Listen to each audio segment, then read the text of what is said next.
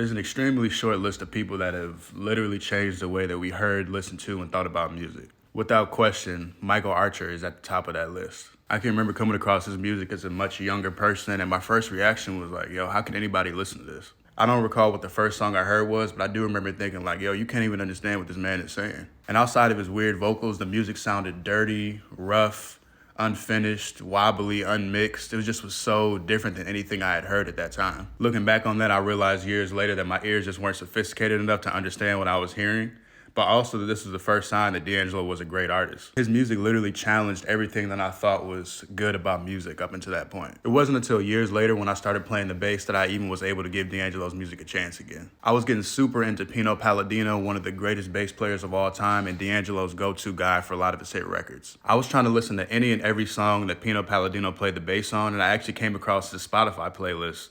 And it's funny that this is over 10 years ago, but the playlist is still here. This is literally the playlist that I was listening to. I had this little journalism internship, so I would literally just put a playlist on and work on my articles for hours on it. So I threw the playlist on and I was running it as I was working. And I will never forget the moment I heard the intro for Feel Like Making Love. I can remember like stopping what I was doing and literally pushing back from my desk and having to just listen to that song all the way through. So at that point, I was like, okay, whatever this is, I need the whole album. And that was my introduction to this classic right here. It was around 11:15.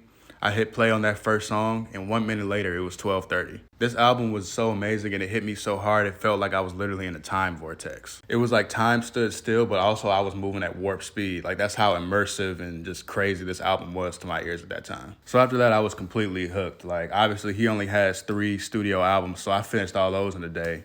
And then I started learning about, Questlove, Jay Dilla, Erykah Badu, the whole Soulquarian movement. There was a couple years there where it was like, yo, if it's not Soulquarian, if it's not neo soul, it's trash. I don't even want to hear it. Eventually, I grew out of that phase, but the damage was done, and I mean that in a good way. But yeah, I think all in all, the main thing I took away from D'Angelo is that music is a feel. Yeah, there's theory and scales and cleanness and auto-tune and all that. That's all great. But if the music doesn't make you feel something, you might as well throw all that in the trash because it's not even worth it. And say what you want about D'Angelo, his music made us feel something. So rest in peace to the GOAT, man. I have no doubt that his music, his spirit, his influence will live on in other musicians and just in music for generations to come.